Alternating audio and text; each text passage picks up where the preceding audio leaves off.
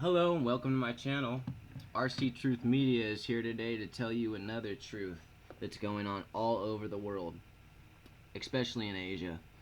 Okay, robots are getting more advanced. Technology is getting more advanced, and that is a certain fact. Now, as these robots get more and more advanced, they can do more and more things, and humans are getting less needed in the workplace. So, what has been going on? As robots take the jobs of more and more humans, we get less work. A lot of people are scared because of this. Now, this necessarily does not have to be a bad thing.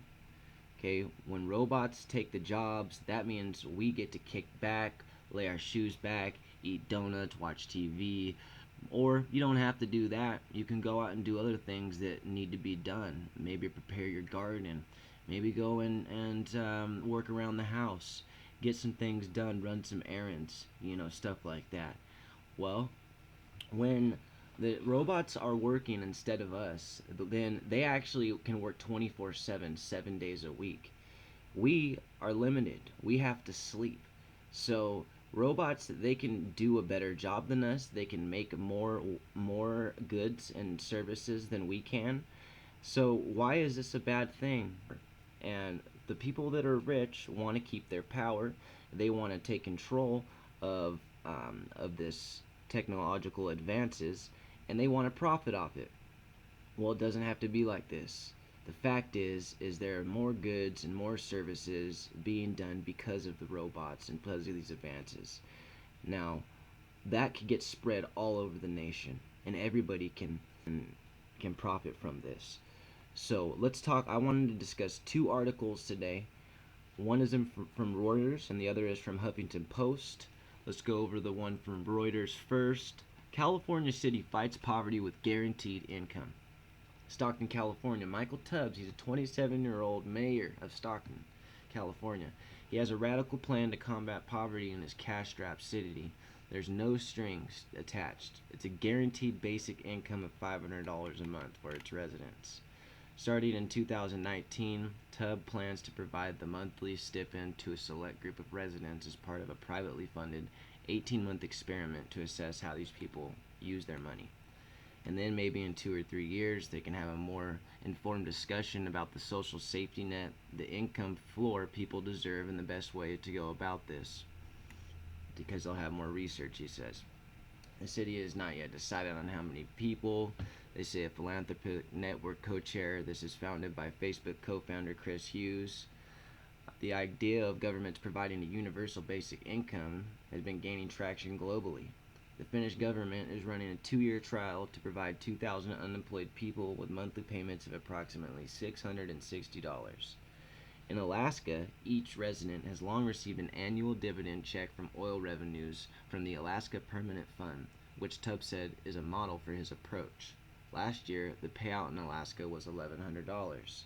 So in Alaska, they take the goods that they already have on the land, which is the oil, they take the profits from these goods and they distribute it amongst the people in the land. Tubbs said that this is where he gets his model for his approach. But if you go down, what's really going on? The Economic Security Project is providing $1 million to fund this Stockton trial after approaching Tubbs to ask if he wanted to do this, and he jumped at the opportunity. Who's familiar with the concept? Hughes, which is 34, has proposed that the U.S. government give a guaranteed income of $500 a month to every working American that makes less than $50,000 a year. This is going to cost $290 billion a year. How are they going to pay for this? He says a 50% tax rate on income and capital gains for Americans earning more than $250,000 a year would pay for it. So earlier they said they're going to do something like Alaska's doing, which is take the money, the profits that they're making, and distribute it. Well, from here, what it seems like they're doing is stealing from the rich to give to the poor. That's not really similar to what they're doing in Alaska. Here, they're actually stealing.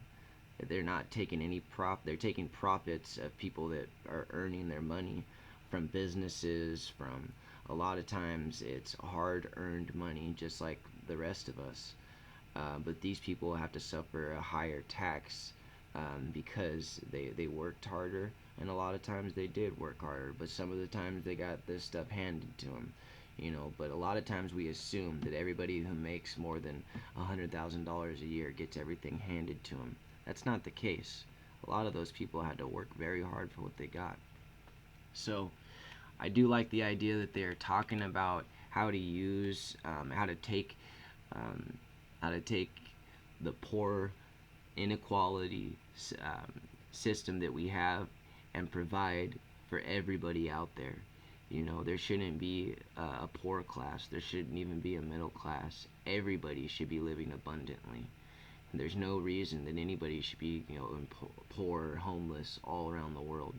We have food, we have unlimited supplies, we have computers, and we have all the advancements in technology and medicine nowadays.